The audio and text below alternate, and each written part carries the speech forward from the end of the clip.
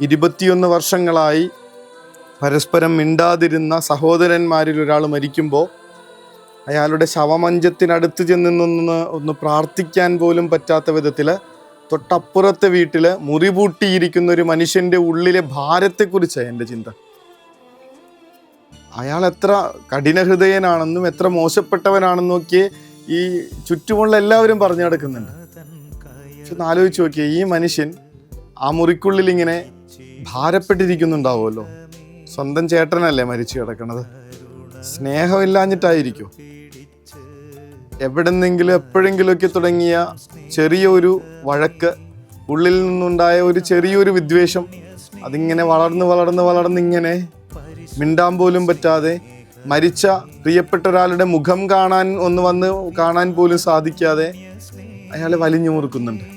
എന്തൊരു അവസ്ഥയാണെന്നേ. നിങ്ങളെ സ്നേഹിക്കുന്നവരെ മാത്രം നിങ്ങൾ തിരിച്ചു സ്നേഹിച്ചാൽ അതിലെന്ത് മേന്മയാണുള്ളത്? പാപികളും ചുങ്കക്കാരും പോലും അത് തന്നെ ചെയ്യുന്നുണ്ടല്ലോ. കർത്താവിൻ്റെ ഇന്നത്തെ സുവിശേഷത്തിലെ മൂർച്ചയേറിയ വാക്കുകളിൽ ഒന്ന് അതാണ്. നമ്മുടെ പ്രിയപ്പെട്ടവരെ അവർ നമ്മെ സ്നേഹിക്കുന്ന കണക്ക് സ്നേഹിക്കുന്നതിൽ എന്ത് മേന്മയാണുള്ളതെന്നാണ് ചോദിക്കണേ. അതെല്ലാവരും ചെയ്യണ കാര്യമാണല്ലോ. പക്ഷെ അപ്പുറത്ത് നിൽക്കുന്ന ഒരാൾ എന്നെ വേദനിപ്പിക്കുമ്പോൾ, എൻ്റെ കൺമുൻപിൽ നിൽക്കുന്ന ഒരാൾ എന്നെ മനസ്സിലാക്കാതിരിക്കുമ്പോൾ, തെറ്റിദ്ധരിക്കുമ്പോൾ, എന്നെ വല്ലാതെ എല്ലാവരുടെയും മുൻപിൽ ഇൻസൾട്ട് ചെയ്യുമ്പോൾ, അപ്പോൾ പോലും ഈ ഒരാളെ സ്നേഹിക്കാൻ പറ്റുമോ എന്നുള്ളതാണ് ചോദ്യം. നടക്കുന്നുണ്ട് അങ്ങനത്തെ പലതും. മക്കളുടെയൊക്കെ മുൻപിൽ വെച്ച് ഇത്രയും കാലം, മക്കൾക്ക് ഏതാണ്ട് 25-30 വയസ്സൊക്കെ ആയിട്ടുണ്ട്.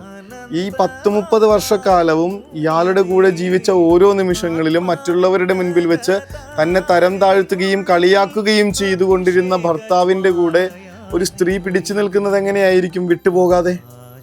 ആ സ്നേഹമുള്ളതുകൊണ്ടായിരിക്കും. നിരന്തരം കലഹിച്ചുകൊണ്ടിരിക്കുന്ന ഒരു ഭാര്യയിൽ നിന്നൊരു മനുഷ്യൻ മറ്റ് തെറ്റുകളിലേക്കൊന്നും ഇടറിപ്പോവാതെ, മറ്റൊരാളിലേക്ക് മനസ്സർപ്പിക്കാതെ, ഇങ്ങനെ മറ്റുള്ളവരുടെ കളിയാക്കലുകൾ പോലും കേട്ട്, നീ ഒരു പെണ്ണിനടിമയായി ജീവിക്കുന്നു എന്നുള്ള രീതിയിലൊക്കെയുള്ള വർത്തമാനങ്ങൾ പോലും കേട്ട് ഈ മനുഷ്യൻ അവരെ ചേർത്ത് പിടിക്കുന്നത് ഇങ്ങനെയുള്ള സ്നേഹം കൊണ്ടായിരിക്കില്ലേ?